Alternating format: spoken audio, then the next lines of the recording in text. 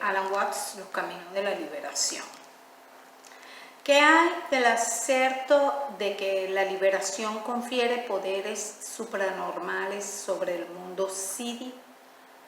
Cuando no hay en esto una triquiñuela o juego, upaya, para estimular las erróneas premisas del discípulo, la interpretación debe ser otra vez simbólica.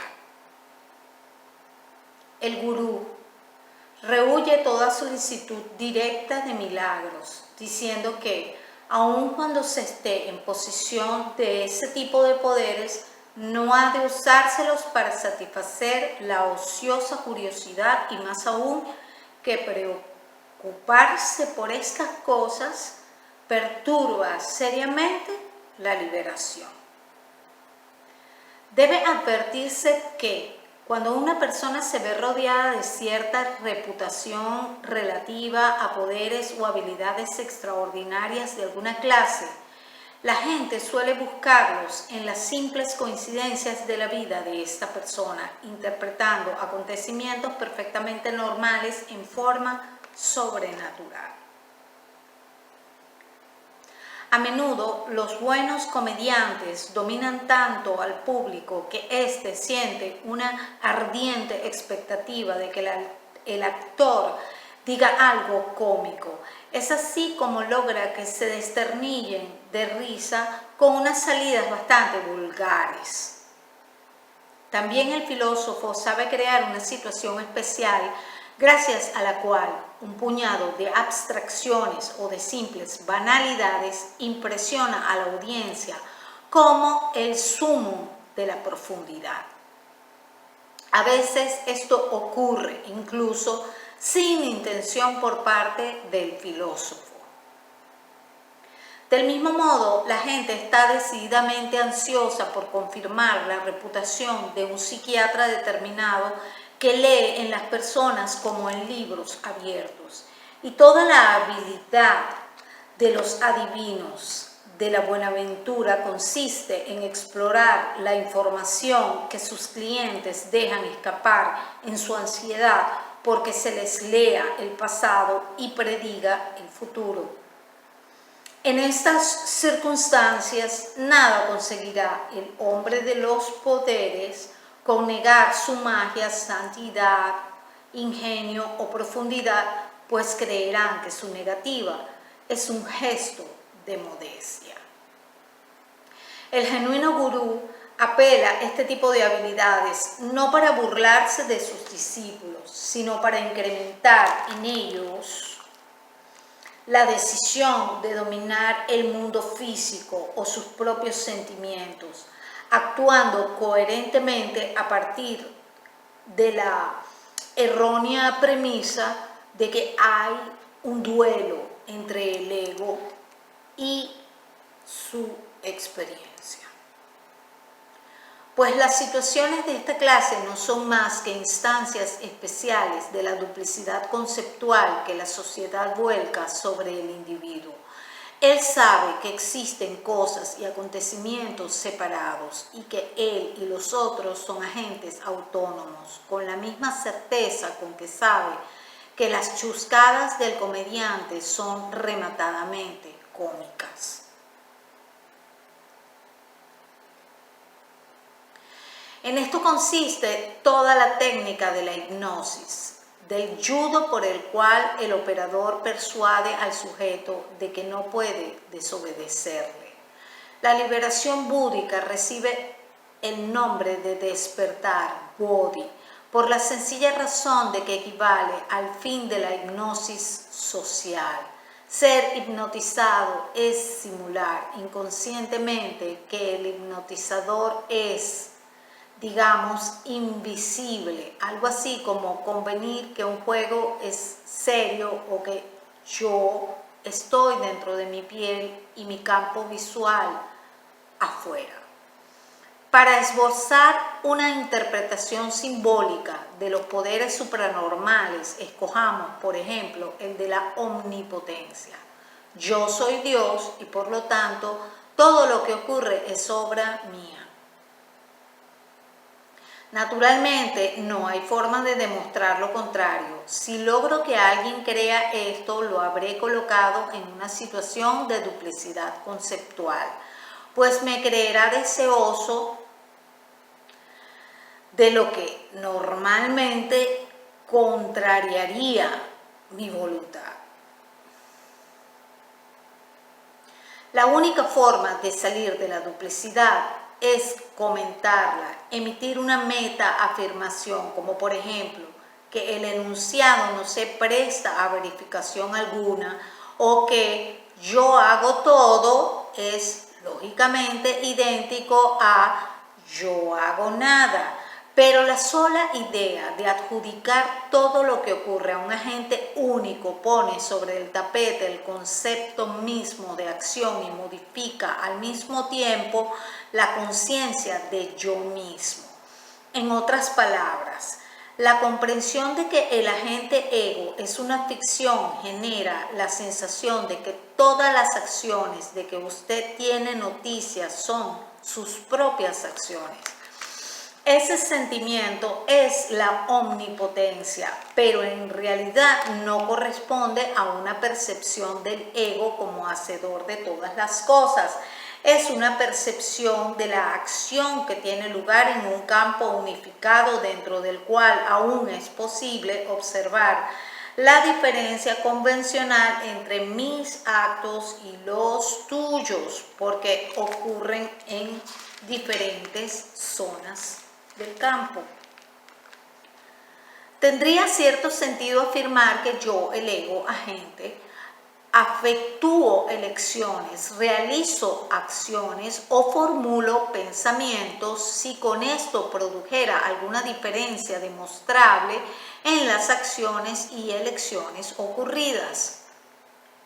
Pero nunca podemos demostrar que lo que se ha hecho pudo haber sido de otro modo, ni tampoco que se ha hecho lo debido y bien hecho está, excepto cuando contrañimos nuestra atención a campos muy reducidos, suprimiendo variables o, en otras palabras, separando a los eventos de su contexto. Solo ignorando el contexto general de una acción puede decirse que la he realizado libremente o que no he podido evitarla. Puedo intentar otra vez el mismo acto. Si resulta en forma distinta, digo que pude haberlo hecho de otro modo. Si resulta idéntico, que no pude. Claro que, entre tanto, el contexto ha cambiado. Por eso, la misma acción jamás podrá repetirse. Ahora bien, ignorar el contexto de los acontecimientos es exactamente lo que designa el término budista avidya, la ignorancia, que se disipa con la liberación. En cierto modo, los experimentos reproducibles de nuestra ciencia se basan en esta ignorancia, puesto que se los ejecuta dentro de campos artificialmente cerrados. Estos experimentos aumentan nuestros conocimientos por la sola razón de que el científico sabe lo que está ignorando. Por medio de un riguroso aislamiento del campo, obtiene un conocimiento más y más detallado de los vínculos que en la práctica ligan a los campos entre sí. Él no ignora la ignorancia avidya. Por el mismo camino, la disciplina búdica deja atrás la ignorancia inconsciente, los actos selectivos habituales de la conciencia que dejan fuera de foco al contexto para coger las cosas separadas.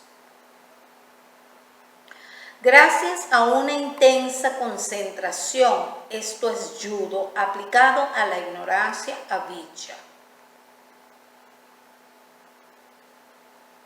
La ficción del ego agente se difumina en presencia de una atención plena y acabada hacia lo que realmente sucede al elegir decidir intentar o ser espontáneo.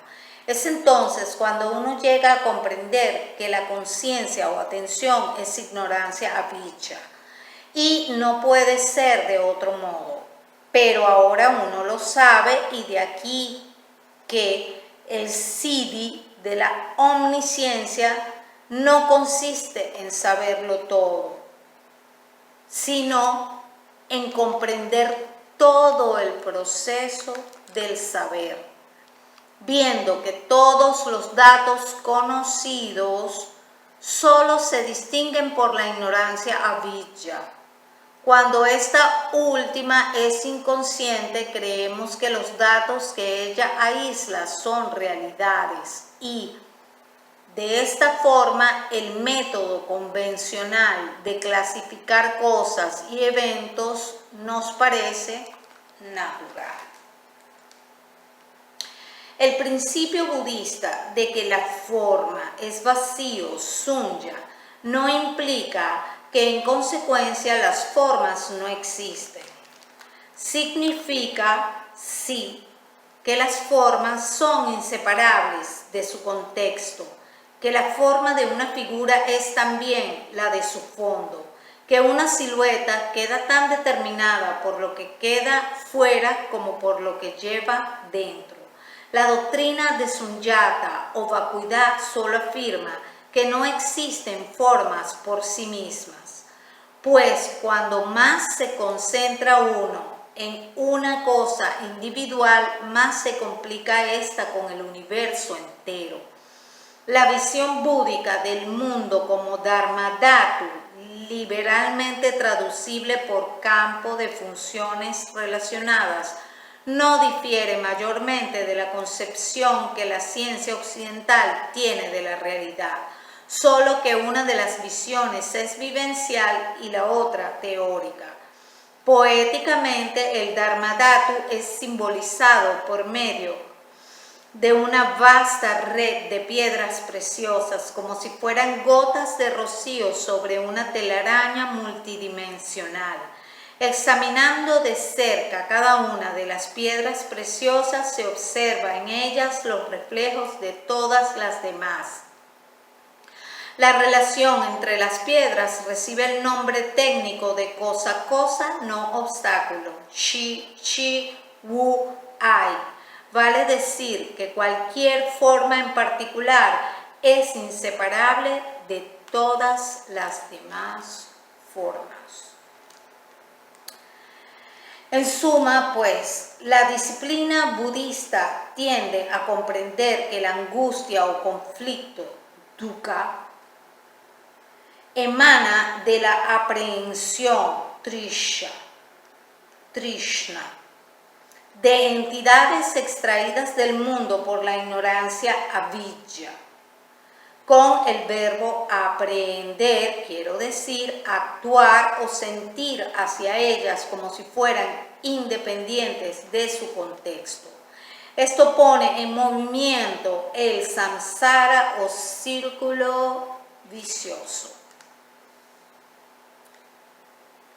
Tratar de resolver el falso problema de las luchas entre la vida y la muerte, el placer y el dolor, el bien y el mal, el yo y el no yo, en una palabra, conservar la separatidad del ego de cara a la vida, pero a través de la meditación disciplinada, el estudiante descubre que no puede evitar este tipo de aprehensión mientras insista en pensar en sí mismo como ego capaz de actuar o de como ego capaz de actuar o de suspender la acción. El intento de no aprehender reposa sobre la misma base falsa de la aprehensión. La ilusión de que el pensar y el hacer, el intentar y el escoger son causados por un ego, que los acontecimientos físicos emanan de una ficción social. Se descubre la irrealidad del ego al advertirse que éste no puede aprender ni dejar de aprender la realidad. Esta percepción prajna promueve el nirvana, que es la salida del falso problema, pero el nirvana implica también una transformación radical de lo que se siente al estar vivo. Se siente como si todo fuera yo, o como si todo, incluyendo mis propios pensamientos y acciones, estuviera sucediendo por sí solo. Todavía existen los esfuerzos, las opciones y las decisiones, pero no en el sentido de que yo los hago. Surgen de sí mismos en relación con las circunstancias. Esto es, en consecuencia, sentir la vida, no como encuentro de sujeto y objeto, sino como campo polarizado en que la contienda de los opuestos se ha convertido en juego de los opuestos. Es por esta razón que el budismo aparca la percepción prajna y la compasión karuna, que es la actitud apropiada del organismo hacia su medio ambiente natural y social. Se descubre que el tornadizo límite entre el individuo y el mundo, que denominamos conducta individual, es común a ambos. Mi borde exterior, que no solo lo es de mi piel, sino de cada órgano y célula de mi cuerpo, es también el borde interior del mundo. Los movimientos de este reborde son mis movimientos, pero también lo son del mundo, de su reborde interno. De acuerdo con la teoría de la relatividad, no se considera al espacio como recipiente, sino como constituyente del universo material. A la vista de esto, yo siento con el mundo, atravesando la institución social del ego separado, para descubrir que mi aparente independencia no era más que una convención social. Me siento más que nunca uno con la sociedad.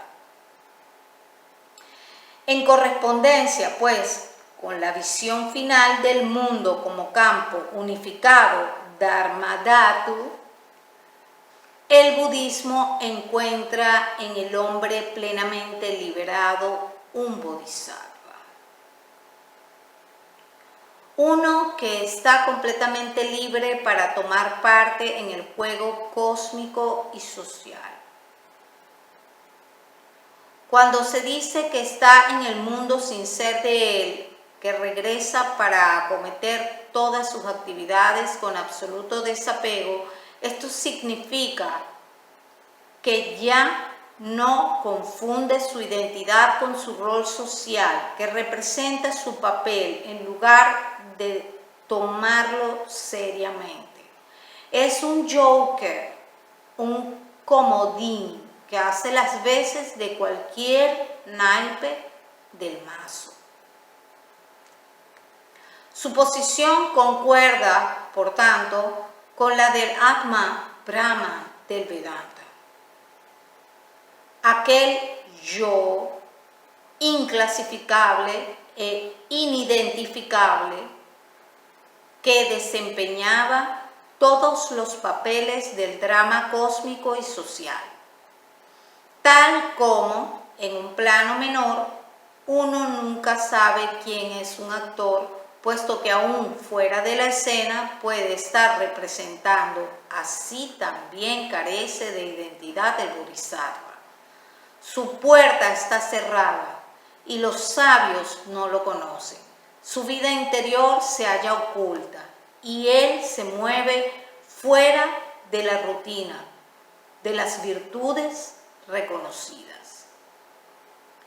Es en este mismo sentido que las zorras tienen madrigueras y las aves del aire sus nidos, pero el Hijo del Hombre no tiene donde reclinar su cabeza, pues el mensaje real de la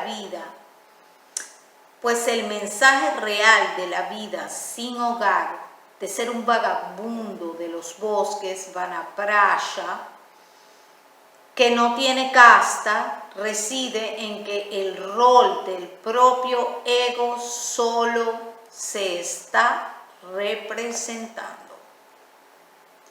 La propia vida es una pieza sin actor, y de aquí que se haya siempre reconocido en el demente que extravió su juicio una parodia del sabio que trascendió su ego. Si el primero es paranoide, el segundo es metanoide. La esfera del bodhisattva es, en efecto, lo que Gerald Heard ha llamado una metacomedia. La jerga de actualidad lo denomina divina comedia. El punto desde donde la tragedia de la vida se ve como comedia, ya que los protagonistas no hacen más que jugar. Así también el destacado, el descastado inferior, trátese de un criminal o de un lunático en quien no se puede confiar, es siempre un espejo que refleja al descastado superior, al imparcial que no toma partido ni puede ser encasillado, solo que el primero se ha replegado ante la tragedia de la duplicidad conceptual porque se le antojaba insoluble, mientras que el último ríe porque sabe que todo esto es un disparate. Cuando la sociedad es incapaz de distinguir entre estos dos tipos de destacados, trata a ambos del mismo modo. La relación entre el proceso liberador y las convenciones sociales es aún más clara cuando pasamos de India a China. El taoísmo, como sendero de liberación, suele ser descrito como fundamentalmente opuesto al confucianismo, sistema de normas sociales, pero es un grave error analizarlos como puntos de vista mutuamente excluyentes a la manera del determinismo y el libre albedrío. En el confucianismo es básica la idea de que un ordenamiento adecuado de la sociedad se funda sobre la rectificación de los nombres. Esto es, un acuerdo acerca de la definición de los roles y las relaciones. La posición taoísta declara, en cambio, que ninguna definición de este tipo puede ser tomada en serio. Los nombres o palabras deben ser definidos por medio de otras palabras. ¿Y con qué palabras definiremos estas últimas? De aquí el comienzo del celebrado clásico que se atribuye a Lao Tse. El Tao, camino de la naturaleza del que se puede hablar, no es el Tao absoluto. Los nombres que pueden pronunciarse no son nombres absolutos. El sin nombre es el origen del cielo y la tierra. El nombrado o nombrar es la madre de todas las cosas. Pues las cosas, como ya hemos visto, son unidades de la descripción y es, por tanto, al nombrar y describir cuando la naturaleza parece constituirse de unidades separadas. Pero Tao jamás tuvo nombre, puesto que así como se dan los nombres, uno también debiera saber detenerse. Sabiendo detenerse, uno puede tornarse inmortal. Este saber dónde detenerse recibe el nombre más general de Wu Wei, término cuyo significado literal es no acción o no interferencia, pero que debe entenderse más precisamente como no actuar en conflicto con el Tao, sendero o curso de la naturaleza. Va contra el Tao, por ejemplo, tratar de coagular sus incesantes transformaciones en nombres fijos, porque esto daría a la estructura de la naturaleza una apariencia similar a la del lenguaje. Parecería una multitud de cosas diferentes en lugar de una multitud de relaciones cambiantes. Puesto que en realidad en esto último no hay modo de ubicarse fuera de la naturaleza como para interferir con ella, el organismo del hombre no se confronta con el mundo, sino que está en el mundo. El lenguaje parece un sistema de términos fijos que se contraponen a los hechos físicos de quienes son referencia, pero no hay tal como lo demuestra la imposibilidad de mantener estable a cualquier lengua viviente. Pensar y conocer aparentemente implican una confrontación con el mundo desde el ego, del mismo modo que las palabras parecen contraponerse a los hechos. Estas dos ilusiones se alzan o ruedan por tierra juntas. Hablar y pensar son acontecimientos en y del mundo físico, pero se los ejecuta como si estuvieran fuera, como si fueran una medida fija e independiente con la cual pudiera evaluarse a la vida.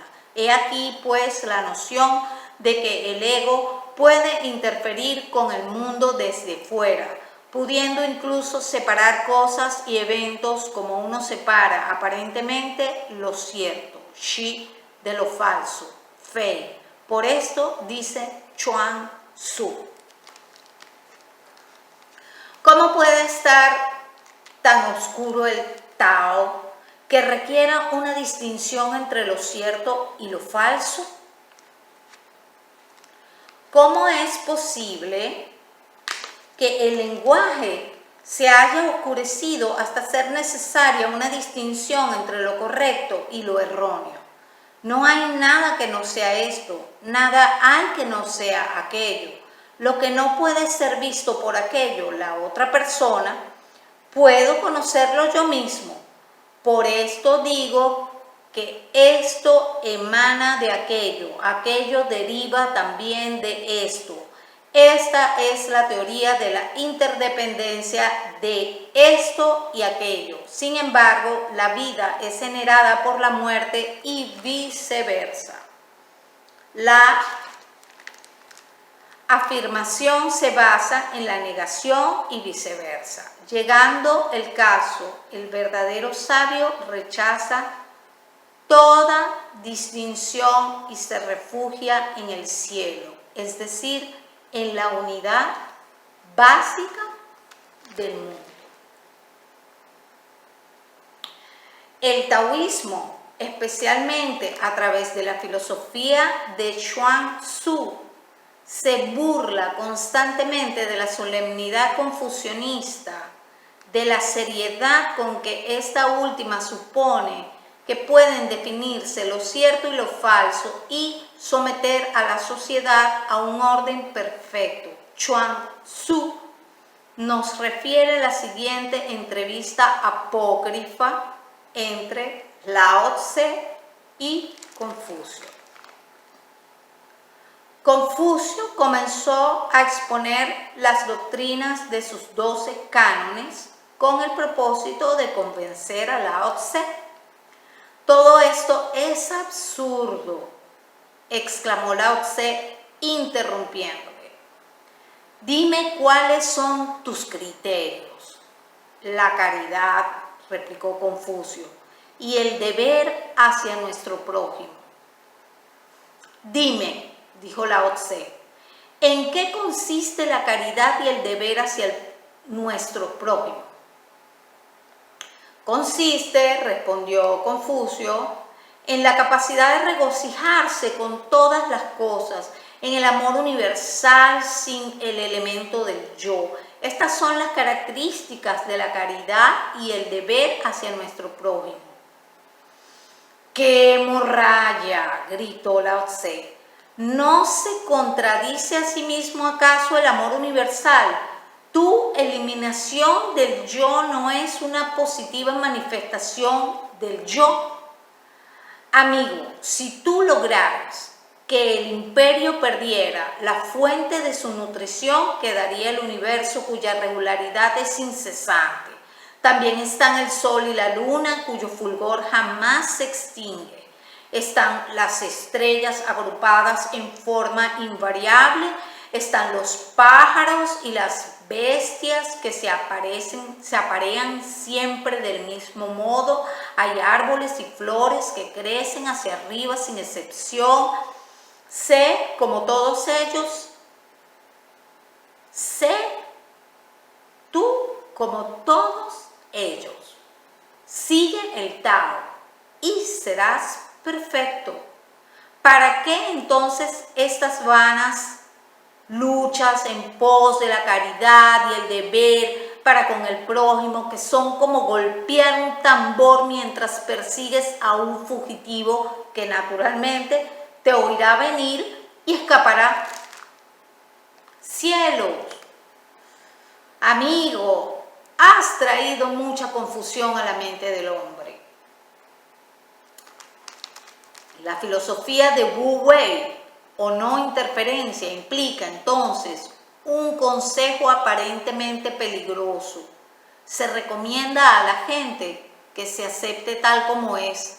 Esto perturbará mucho menos el orden social que forzar a los seres humanos a destrozarse en la persecución de ideales imposibles.